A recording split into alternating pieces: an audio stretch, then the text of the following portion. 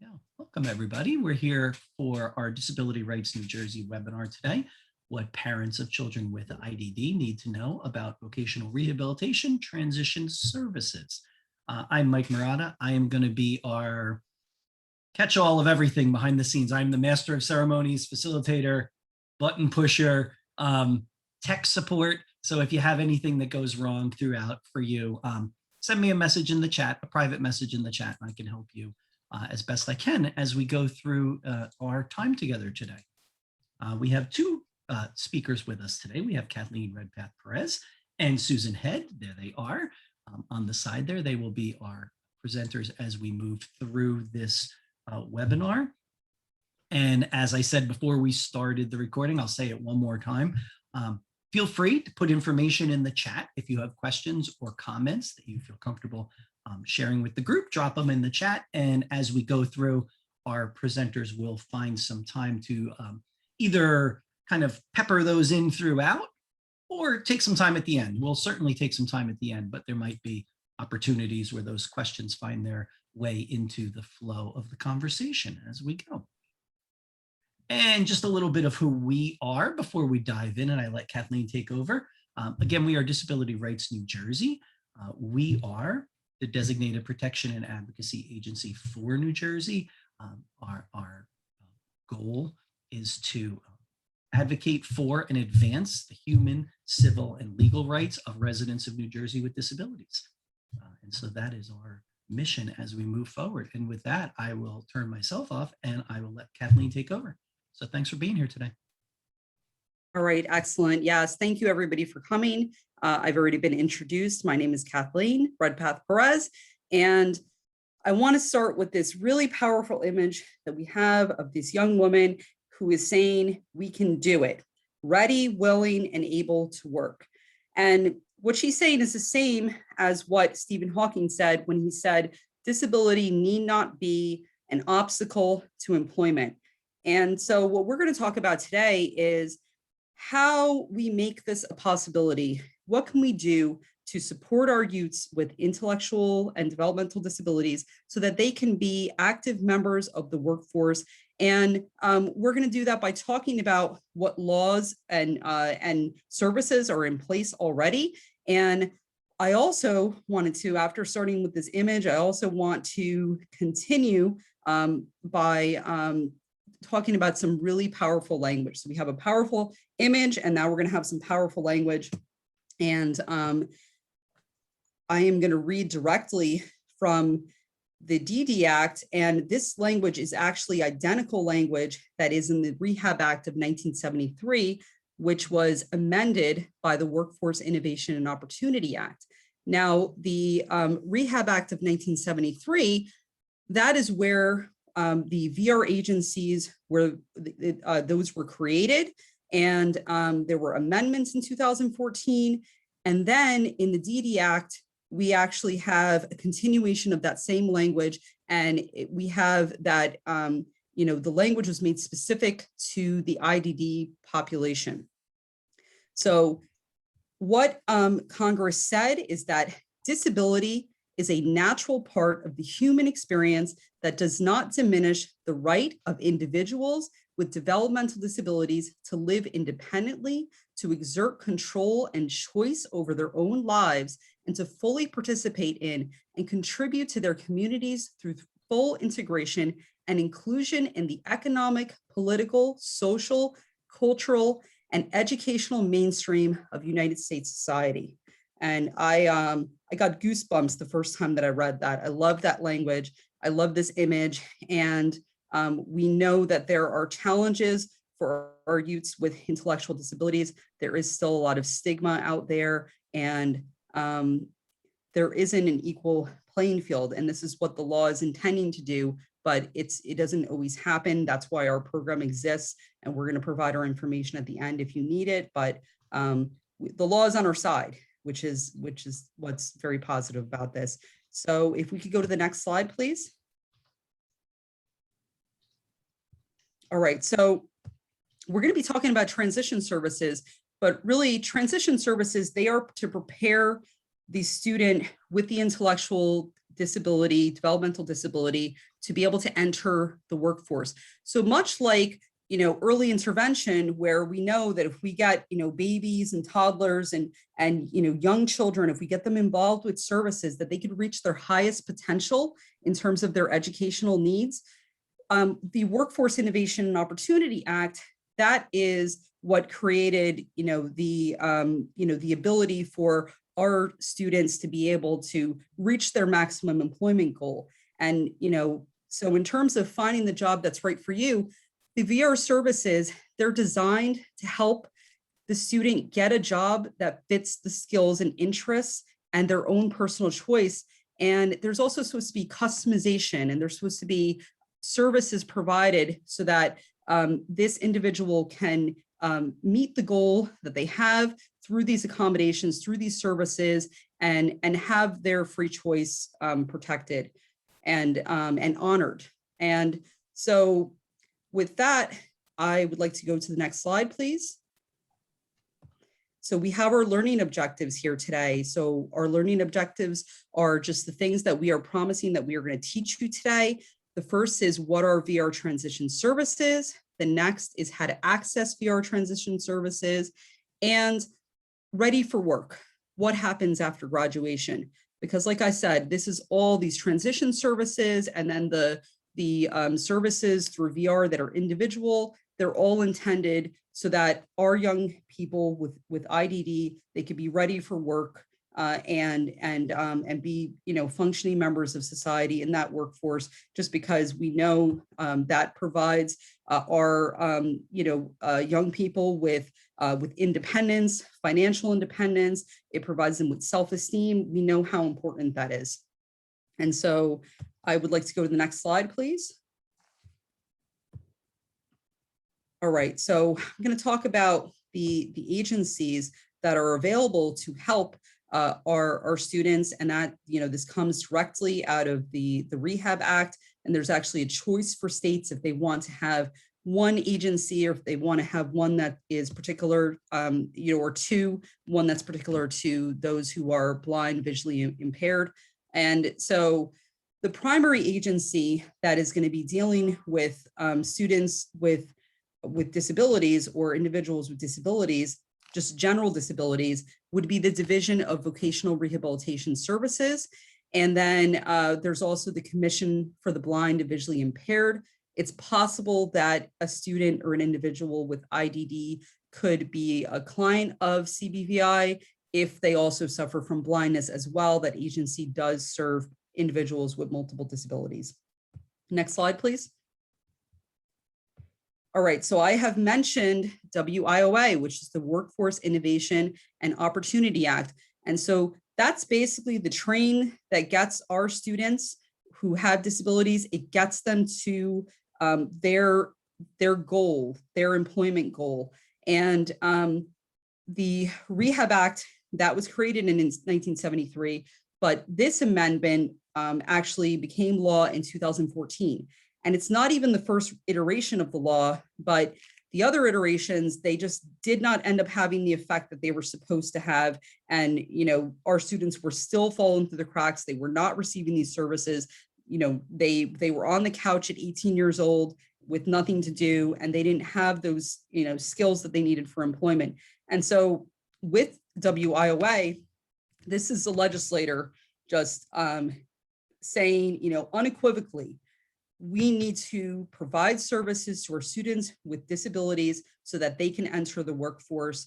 And there is some, really robust parts of that legislation that make that happen. And if we could go to the next slide, please. And again, like I said, it's about leveling the playing field. That's what all of this is about. That's how we get that young woman out in the workforce. And that's, that's how she becomes ready, willing, and able to work, is through these services. And so there is an emphasis in the law, in WIOA, on the need for students and youth with disabilities to have more opportunities to improve their workplace skills and get real work experiences. And there's an emphasis on competitive integrated employment. If we could go to the next slide, I will go into what that is. All right, so competitive integrated employment, it's work that's performed by a person with a health-related disability within an integrated setting. So within a setting with individuals who are not disabled, and the wages have to be at least minimum wage or higher and at a rate that's comparable to non-disabled employees. And so, you know, in the state of New Jersey, there, many of you may know there are still sheltered workshops, which, you know, it's an exception to 14C, which is the Minimum Wage Act, and it allows individuals with disabilities to be paid less based on their quote unquote productivity. And so what the law is saying is that there has to be every effort and emphasis made to help our students get into competitive integrated employment, and something like a sheltered workshop should be a last resort. I know many individuals believe it should not even be an option, but that is still legal in the state of New Jersey. And if we can go to the next slide, please, and then I will hand things over to Susan, and I'll be back in a moment. Thanks, Kathleen, and good afternoon, everyone. So on this slide, we have an overview of some new or expanded VR services as a result of WIOA. Pre-employment transition services are a new category of transition services for students with disabilities enrolled in an educational program, be that school, post-secondary, or homeschoolers.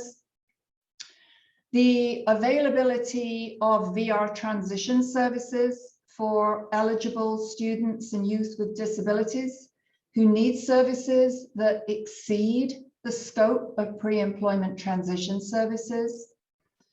Extended supported employment services.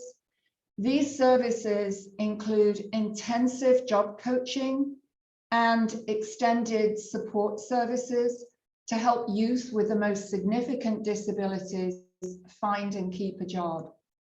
And another key change that Kathleen will discuss later in the presentation is, as a result of WIOA, is the availability of VR funding for advanced training for individuals who need advanced educational training to achieve their employment goal. Next slide, please.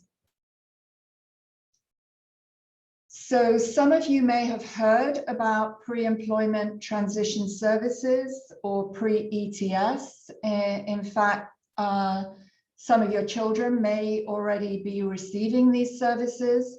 We'll discuss these in more detail later.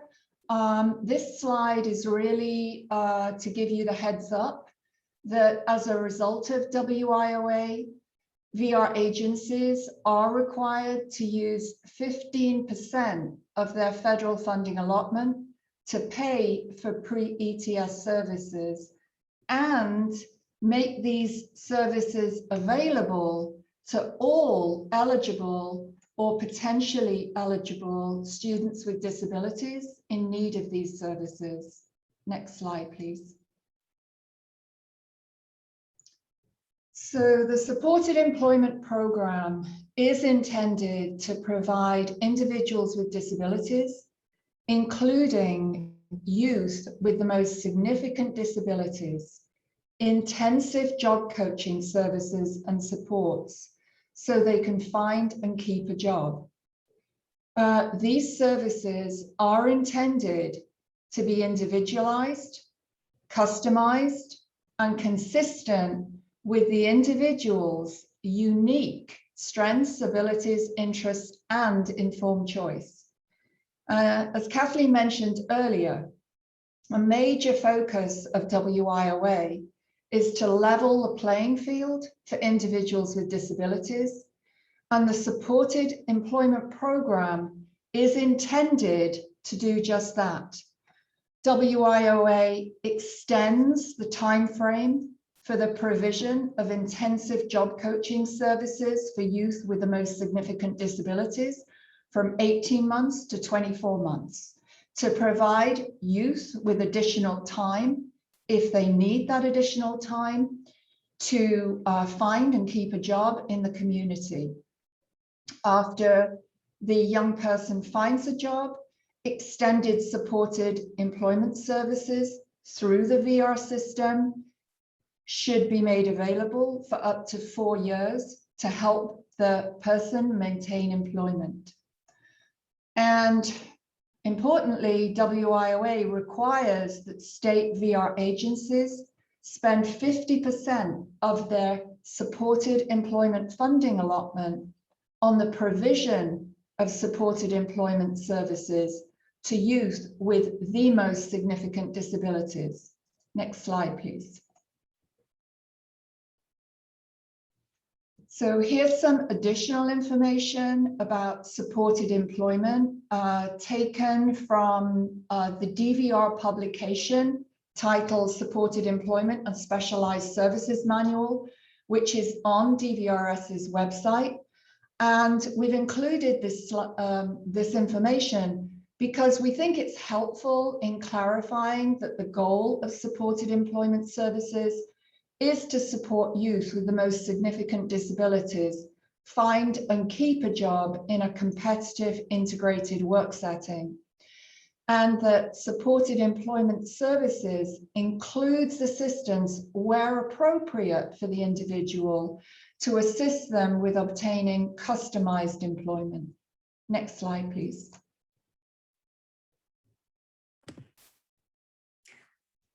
All right, so I'm going to jump back in momentarily, and I'm going to be talking about WIOA and one of the other provisions, and a really important part of the law that is a revision from the past is that WIOA also provides for advanced training and other post-secondary opportunities. And so what this means is that qualified individuals, they are encouraged to pursue advanced training in whatever field they want to pursue it. If they want to go to medical school, if they want to become engineers, if they want to go to law school, it's really about the individual choice and the abilities of the individual person, because the prior law said, well, we just have to get you a job. We don't have to get you a job in the career that you want. And so, if we pay for undergrad, that's enough. And so that was a really significant change in WIOA, and another way in which we are empowering our youth with disabilities, and we're getting more individuals who have disabilities into the workforce, and just really showcasing what was in the DD Act, what is present in the Rehab Act, just how capable our young people with disabilities can be. So I'll turn it back over to Susan. If we could go to the next slide. So WIOA has defined this category of individuals, a student with a disability, as an individual between the age of 14 and 21 years of age who receives transition services under the Individuals with Disabilities Education Act, or IDEA, or is an individual with a disability for purposes of 504 of the Rehabilitation Act. Only students with disabilities can receive pre-employment transition services. Next slide, please.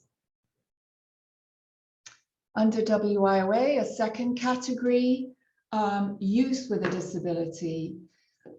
These are individuals with a disability aged 14 to 24 years of age. And the primary difference between a student with a disability and a youth with a disability is that a youth with a disability is not participating in an educational program. However, both students with disabilities and youth with disabilities can apply for individualized VR transition services. Next slide, please. So now, as a result of WIOA, we can think of VR services as a continuum, starting with pre-employment transition services, which provide students with disabilities an early start at job exploration, career identification, and work readiness training to assist students begin to identify what they want to do when they leave school, and that these career interests can be identified if the parent and the student want to through individualized VR services. Pre-employment transition services are available, as I mentioned, only to students with disabilities who are participating in an educational program. A VR application, or rather an application to the VR agency, is not required for a student to receive these services. The next step in the continuum, individualized VR transition services. These can be provided to students and youth with disabilities who have been determined eligible for the VR program, and any allowable VR service can be provided as a transition service under an individualized plan for employment, which, as many of you know, is the written agreement between the VR client and the VR agency. So as an IEP is to the school system, an IPE is to the VR system. And then, of course, VR services are available to eligible individuals close to graduation. An individual can seek a new IPE for either post-secondary educational training or employment services. An application and an eligibility determination is required for these services, but we're going to mention this a whole bunch of times, but individualized VR services are intended to be incredibly broad and varied and include whatever the individual needs to achieve their employment goal. Next slide, please.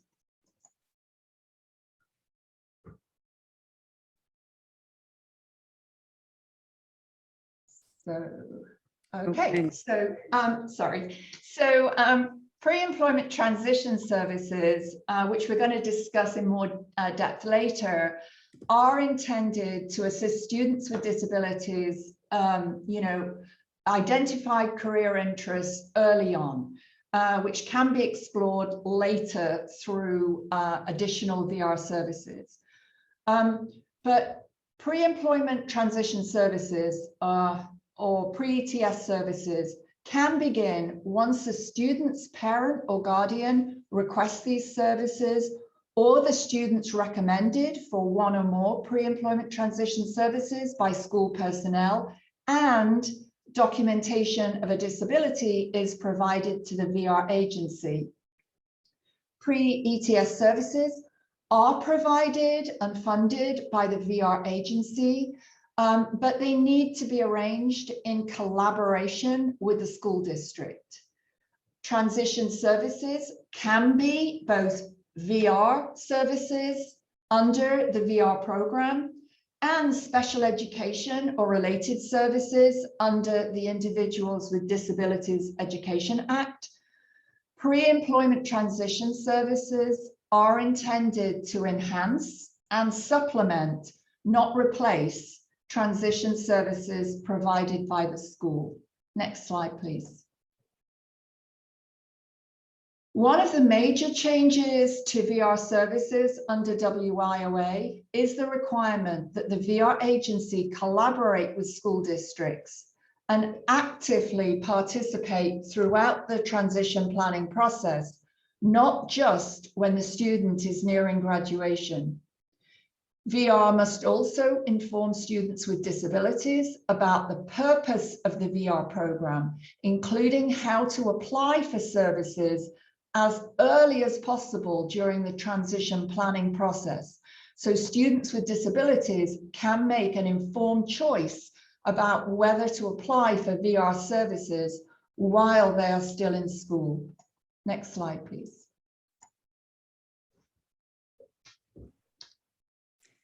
Okay, so I'm going to talk more about the specific responsibilities of the VR agency, and then we're going to go into some of the specifics of the pre-ETS services that have to be provided. And so, like Susan said, it is the VR agency's responsibility to work with school districts to ensure the coordination of these pre-employment transition services. And one of the ways that that can happen is through the VR agency attending, or someone at the VR agency, a caseworker who's assigned, attending an IEP meeting. And this is exactly why the fact that there's been 15% allotted from the budget to transition services, that's why it's so important, because the VR agency can't say, you know, we don't have the funding to attend. If they're asked to attend, then they have to attend. If you have a problem with the VR agency attending, that's when you would call us. And we'll go into some other disputes or issues that you might have that could involve you calling our organization because of a special program that we have that I'll discuss in more detail at the end of the presentation. But VR is supposed to also develop work opportunities for students with disabilities, including internships and summer employment. That's going to be part of one of the categories of pre-employment transition services that I'm going to talk about. And when invited, they have to attend person-centered planning meetings for individuals receiving Social Security benefits. Next slide, please. So I said, and Susan has said that these two agencies have to work together. And so actually, one of the requirements of the Workforce Innovation Opportunity Act is that every single state is supposed to have an interagency agreement that spells out exactly what the responsibilities are between the Vocational Rehabilitation Agency and the school district. And it's essentially going to lay out what the financial responsibilities are. This could be particularly important in a situation where a student is attending a transition program, a CTP or TIPSID program, to either get ready for employment or to get ready to attend college or community college or some other kind of program. And unfortunately, in New Jersey, the interagency agreement that was in place, it expired in April. And so we don't currently have one. That does make those cases difficult to analyze without knowing what, without having that agreement. If we could go to the next slide, please. All right, so this is where we're going to talk about what the required pre-ETS services are. There's 5 categories, and those categories include job exploration counseling, work-based learning experiences, counseling on post-secondary opportunities, workplace readiness training, instruction in self-advocacy. And so these services can either be provided on an individual basis or in a group setting. And each student has to be assessed for their need for each one of the categories, but it doesn't mean that they get all 5. This is, of course, something that you could also contact us for as well. Let's say, your young person only qualifies for 1 out of the 5, and you disagree and you want them to have one of the other categories. That's where, you could receive our assistance. But to go through them individually and give you some more examples, if we could go to the next slide, and we're going to start with job exploration counseling. So job exploration counseling is exactly what it sounds like. It's helping the student figure out what it is that they want to do. It's, discussions about in-demand careers, and other services help the student finalize their employment goal. We could go to the next slide. We'll talk about the next category. The next category is work-based learning experiences. And so that's what I was mentioning earlier about internships, apprenticeships, short-term employment, fellowships, on-the-job training in the community. And, those are some examples, but obviously this is something that could be hugely invaluable to a student with a disability. It could help level the playing field, because somebody who has hands-on experience in the field that they want to go into, they're going to have that edge over somebody who doesn't. And it's important to know that these work-based learning experiences, they have to take place in an integrated setting, and that students with disabilities, they have to be paid competitive wages, the same as a non-disabled student. And also that if it is unpaid, there are actually training stipends that are permissible for students with disabilities attending this program. So even if it's unpaid, there is a way that they could still get paid through the pre-ETS funds. We could go to the next slide, please. So now we're going to go into a case example. So in our case example, and this is based on our last category, work-based learning experience, we have Jane. And Jane has a learning disability that impacts her concentration and her attentiveness. She is participating in pre-ETS, and through her pre-ETS services, she was matched up with a work-based learning experience, and she's working at a local marketing firm. Now, Jane is having difficulty concentrating because of the noise in the office, and her supervisor suggests that she get noise-canceling headphones. So the question is, can pre-ETS funds be used to purchase noise-canceling headphones so that Jane can participate in her work-based learning experience? And the answer to that, if we go to the next slide, it is yes, yes with an exclamation point. This is a perfect example of what those pre-ETS funds can pay for, and there's actually a really comprehensive list of a lot of other examples, and anybody that wants that link, we can provide that, and also the slides that have notes with more information on them as well. And so some other examples are interpreter or reader services or accessible information materials necessary to ensure equal access. And so, in the adult world, this is like, this is a reasonable accommodation. This is provided under the ADA because, we want individuals with disabilities to be able to succeed. And if we could give them something that would help them succeed, like a noise canceling headphone, then, then that's what needs to happen. And these pre-ETS funds can pay for these, these services that are needed for our youths with disabilities. So if we can go, please, to the next slide.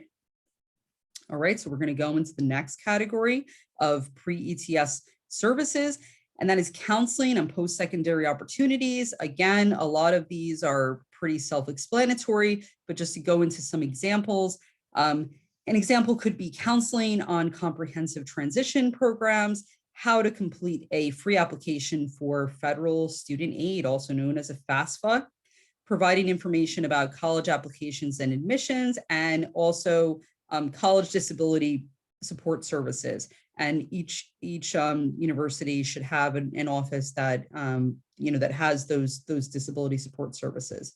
If we could please go to the next slide. All right, so we have another case example. We have Nick here. So Nick is an 18-year-old student. He has an intellectual disability, and he wants to attend one of the post-secondary programs for individuals with intellectual disabilities upon graduation from high school. So the question is, can VR utilize funds from the required 15% that's set aside for pre-employment transition services to cover Nick's tuition costs? Now, if we go to the next slide, and we'll go into the answer and why. So the answer is no. But that doesn't mean that you should, believe that there's no assistance out there. It just cannot be provided through the 15% that's set aside, because tuition payments, that's outside of the 5 categories. The 15% only covers those 5 categories. And so this is actually a really hot button issue right now, these transition programs, and they're called either CTP or TIPSID programs. And we believe that the federal law indicates that VR should be paying for them. And in many cases, they are not paying for them, or they're only paying for a portion of them.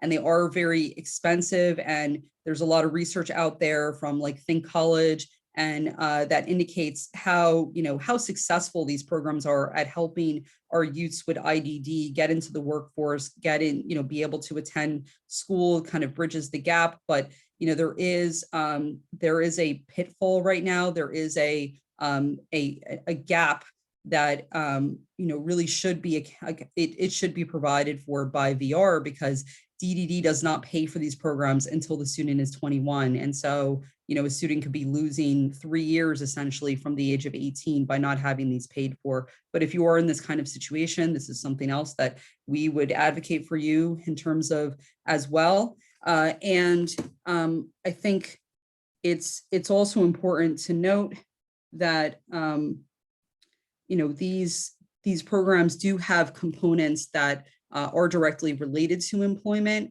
and perhaps VR might pay for those, as I alluded to. But regardless, it's something that we would be able to assist you with.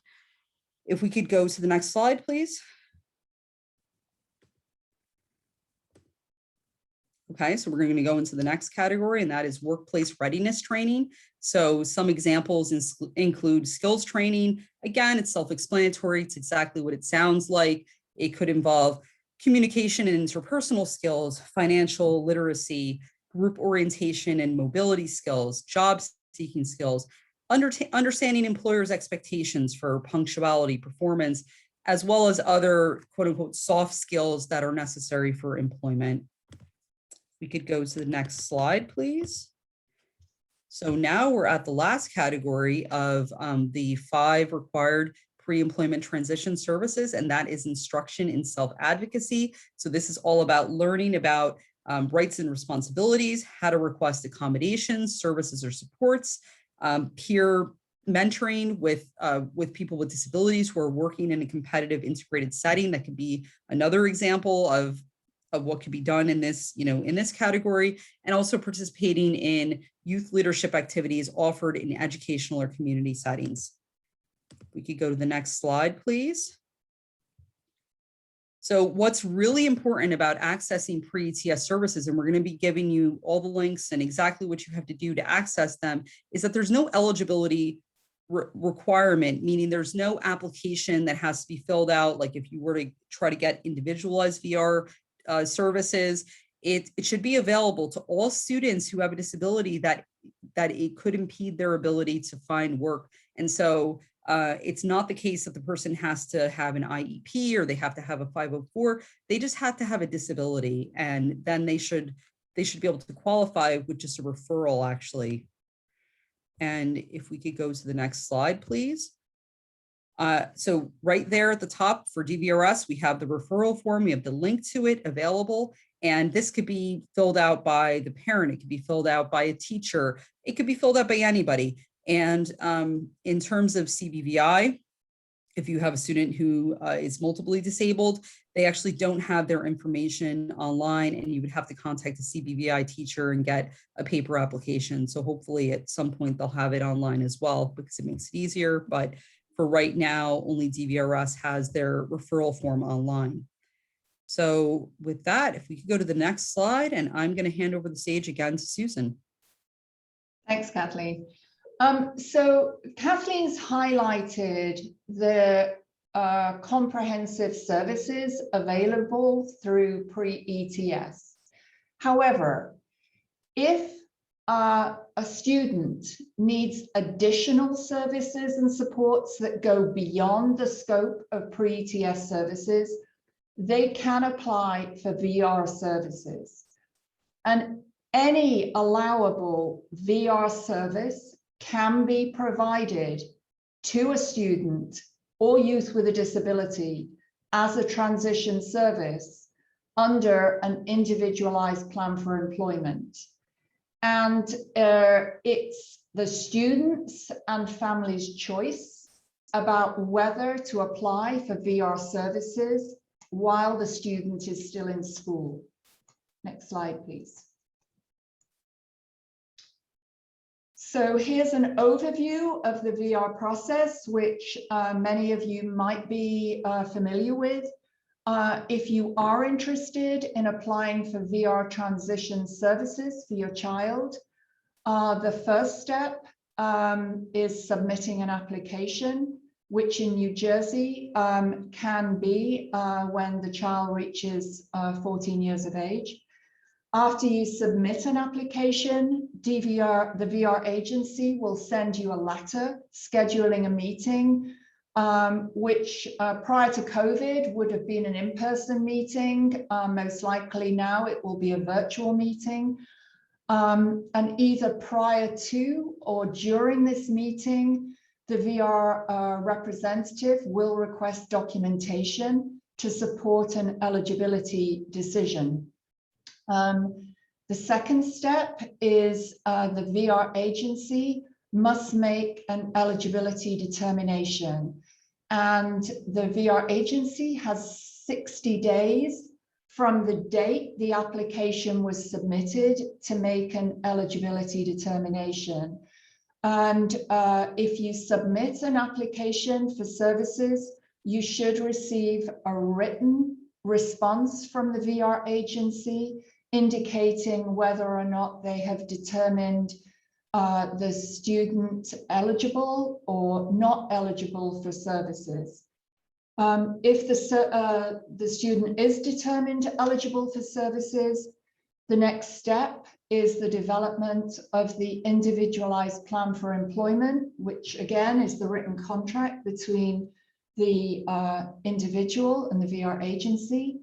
And the VR agency has up to 90 days to develop the IPE with the complete involvement of the student and their family. This is not about the VR agency presenting you or your child with a document to sign.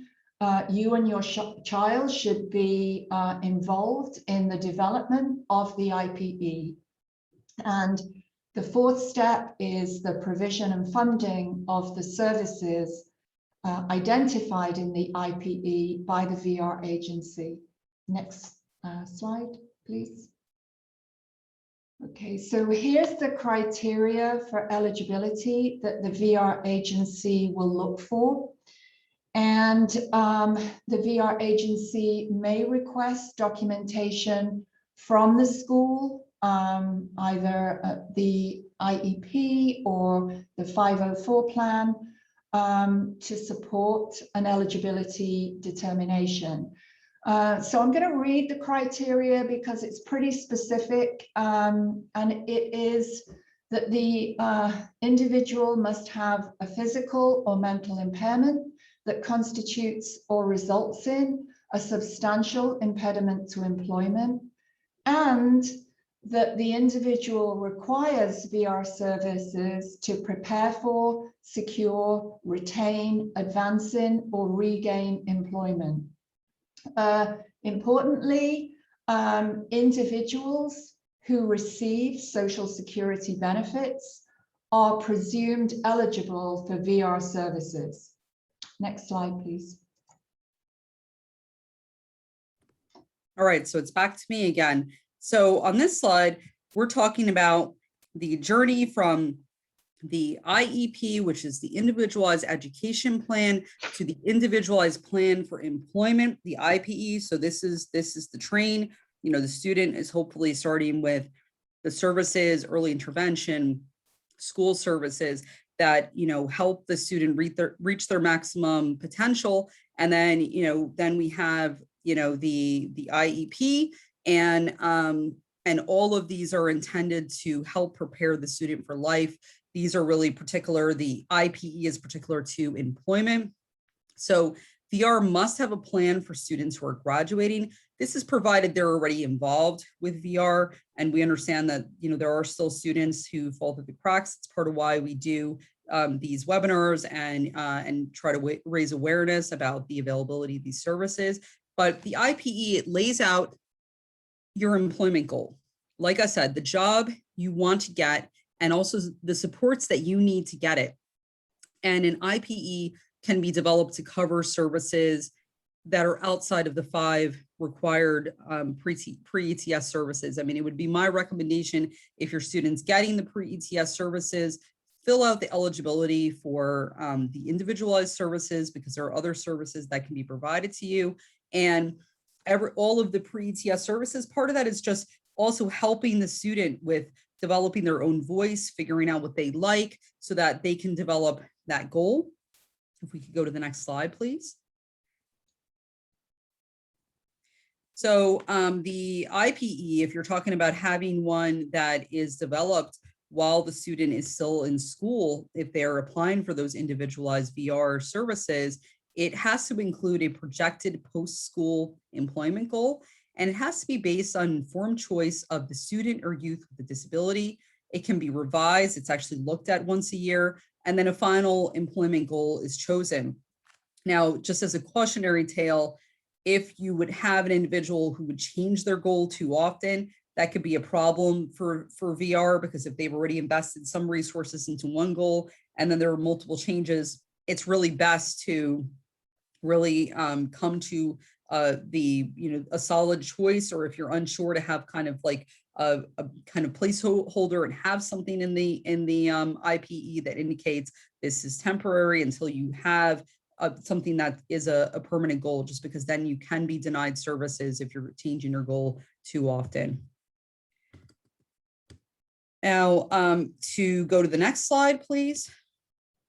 All right, so ready, willing, and able to work. So we have the young lady, and she's ready, willing, and able to work on the earlier slide. And it's also important when we talked about things like competitive integrated employment, sheltered workshops, informed choice, that the VR agency, they have to prove that you cannot work before they can deny you assistance. And so that's where trial work experiences become really important. And that is, putting a student in a setting, or the individual in a setting where they have to perform different skills, and it's assessed whether they can work in a competitive integrated environment. But the VR agency can't set the person up to fail. They can't put somebody who has half the use of their body and then not give them any kind of assistive technology and then say, well, you can't work. There's a really high standard that has to be met. It's clear and convincing evidence. It's the highest standard that's available in any civil court. And so essentially the VR agency, they have to give you a chance. So that's another place where if you have the VR agency saying, nope, you're not eligible, you're not able to benefit, or your child's not able to benefit from our services, and you disagree with that finding, that would be another time when you would want to pick up the phone and call us. Again, our information will be available at the end of this webinar. So with that, if we could go to the next slide. Thanks, Kathleen. Here are some of the services that are available as VR transition services and adult VR services as well. But in case we've not already done so, and I think we have, our goal is to emphasize that the services available through the VR system, whether for transition or adults, these services are intended to be incredibly broad and varied, and not just be limited to a list of services. They are supposed to be whatever the student or youth with a disability needs to overcome his or her barrier to employment. And Kathleen will be mentioning in a few minutes about where you can seek assistance, but from our agency in the case of a denial. But one of the reasons you may want to call our agency is if you believe your child needs a specific service and you're denied that service, then you can definitely call our agency. With that, I'm going to go to the next slide, please.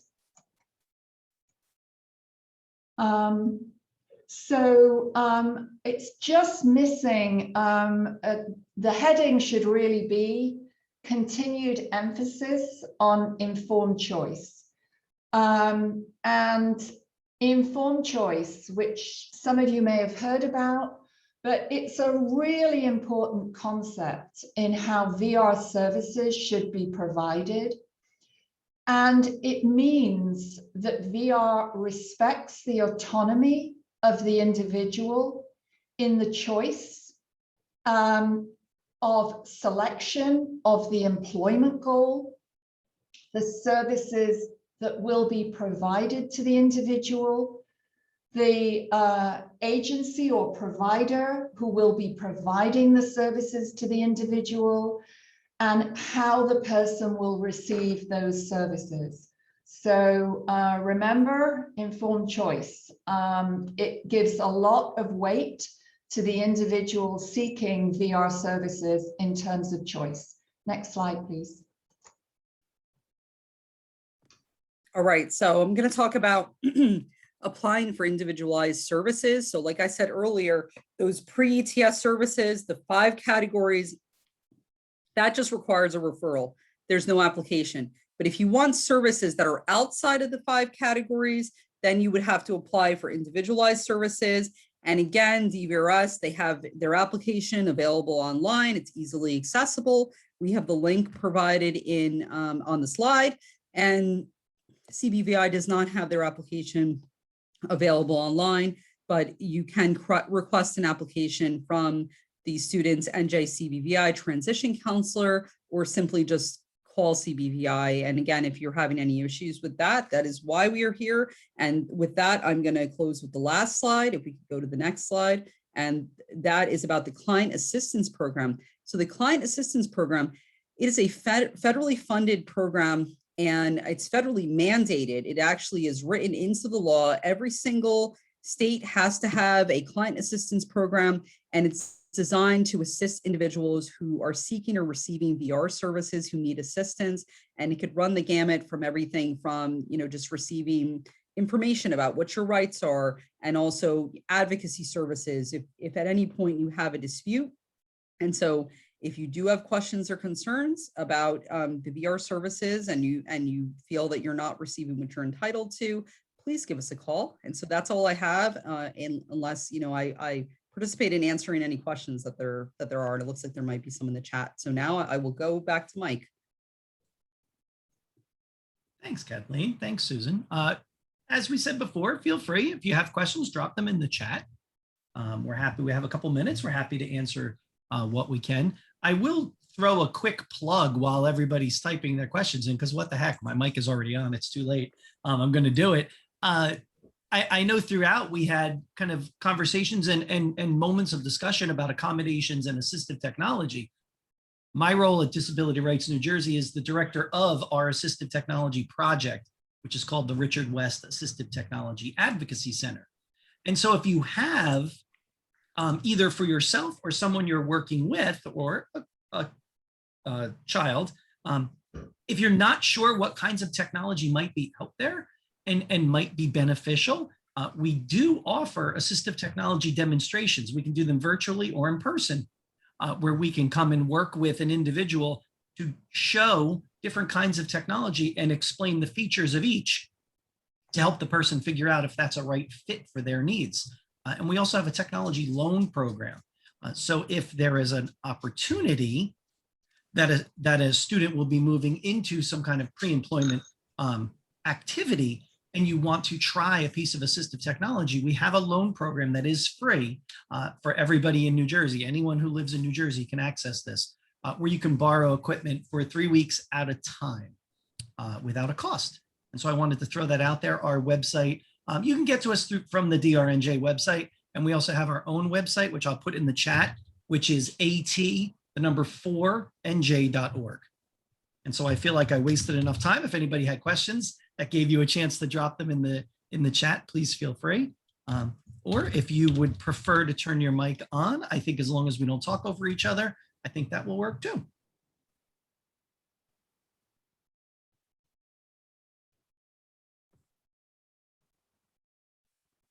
I flipped the slide to our contact information for our agency. If you need our information, there it all is.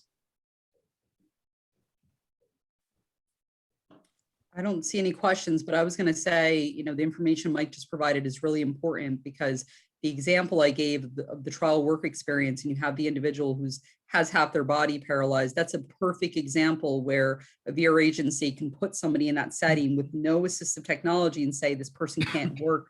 And that's just not the way it should be handled. They should have the assistive technology, because then otherwise you're setting the person up to fail.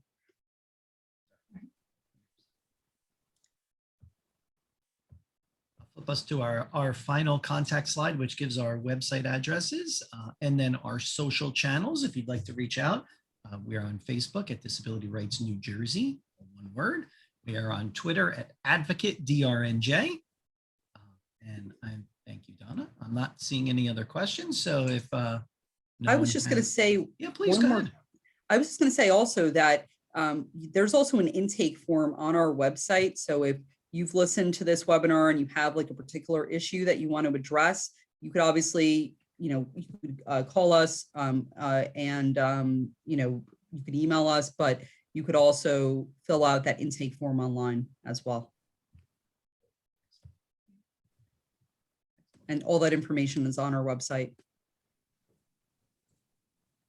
Outstanding. Well, everyone, thank you so much for your time this afternoon. We really appreciate it. We hope this was helpful for you. And as I mentioned in the chat, I'll just say it one more time. What we'll do is we will send everyone a link to the recording as well as the slides, so you have all those resources. And as long as you registered for the webinar today, which you did because you're here, we will send that out to you. So thanks very much, and we hope to see you at a future webinar. Thanks. Have a great day. Thank you. Thank you.